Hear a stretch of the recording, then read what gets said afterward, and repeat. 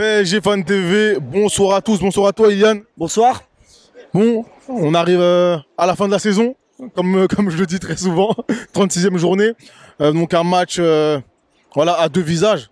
Quand on regarde la physionomie, les statistiques, le Paris Saint-Germain a clairement dominé.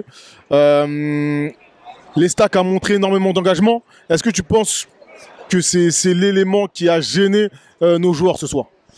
Je pense pas que ce soit l'élément principal qui a gêné ce soir. Je pense que l'élément qui a gêné le plus ce soir, c'est vraiment la défense. Encore une fois, à chaque fois, je constate la même chose. À chaque fois, je viens ici, à chaque fois, je dis la même chose. On se chie dessus à chaque contre-attaque. On se chie dessus à chaque coup de pied arrêté. Clairement, on mène 2-0. Tu n'as pas le droit de te faire remonter de 2 buts comme ça contre 3. C'est 3 en face, putain. C'est une équipe qui joue le maintien. Et tu te fais remonter comme ça. Mais c'est une honte. C'est une honte absolue. Le match, il est à l'image de notre saison de toute façon. Il va y avoir énormément de choses à dire là-dessus, mais là c'est dégueulasse. Comment tu peux te faire remonter comme ça? Je veux dire, tu le passes de merde de Nuno Mendes qui offre le 2-1, mais genre comme ça, cadeau, et une vieille faute de Kimpembe dans la surface qui offre le péno. Il y a faute en plus, je sais même pas pourquoi il cherche à contester après derrière. C'est dégueulasse. Franchement, cette équipe, elle m'énerve. J'en ai marre de voir à chaque fois, ça fait des années qu'on constate toujours la même chose.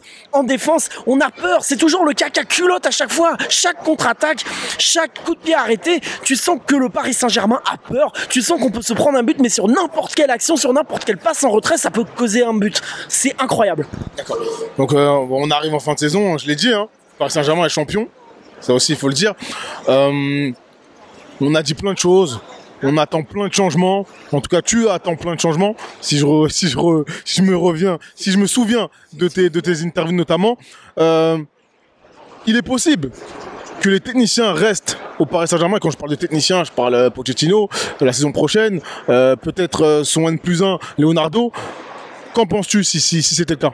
Bah si c'était le cas, clairement il va falloir qu'on continue la grève des encouragements, il va falloir même qu'on pense à aller plus loin, que ce soit carrément qu'on leur laisse des tribunes vides, ou voir qu'on aille descendre au camp des loges. Je sais pas si c'est une bonne idée d'aller descendre au camp des loges parce que j'ai pas envie que ça parte en couille personnellement, parce que après on sait que derrière si ça part en couille, va y avoir des problèmes, va y avoir des interdictions de stade, etc. Et c'est pas ça qu'on veut, on veut quand même dialoguer avec le club, on veut quand même dialoguer avec la direction du club, mais clairement s'il reste c'est qu'on n'a rien compris, c'est que la direction du club n'a rien compris.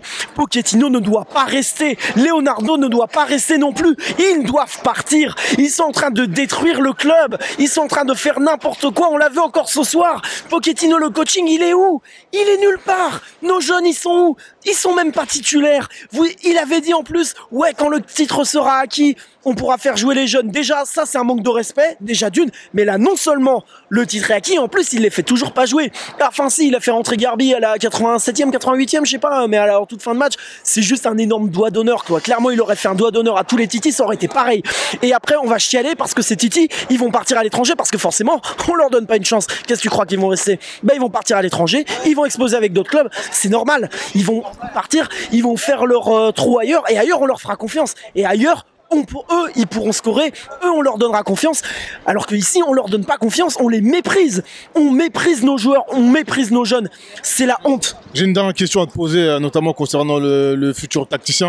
Toi, tu espères que Pochettino parte.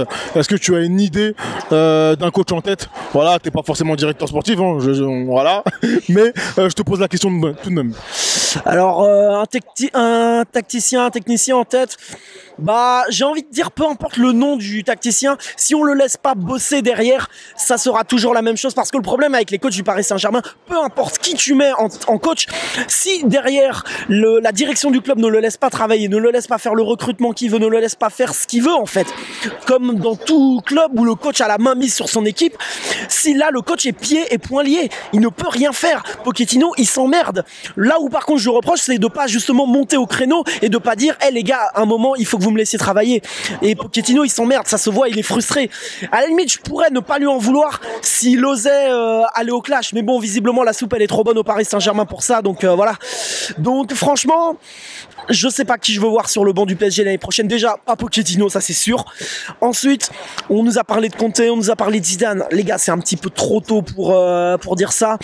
Donc franchement, Zidane, ce serait bien parce que au moins si Zidane vient, l'avantage c'est que Zidane il viendra pas si on lui donne pas les garanties sportives, c'est-à-dire le fait qu'on le laissera bosser et qu'on le laissera recruter les joueurs qu'il veut. Donc je dirais Zidane, mais ça me paraît un peu utopique quand même. Merci à toi. Je t'en prie.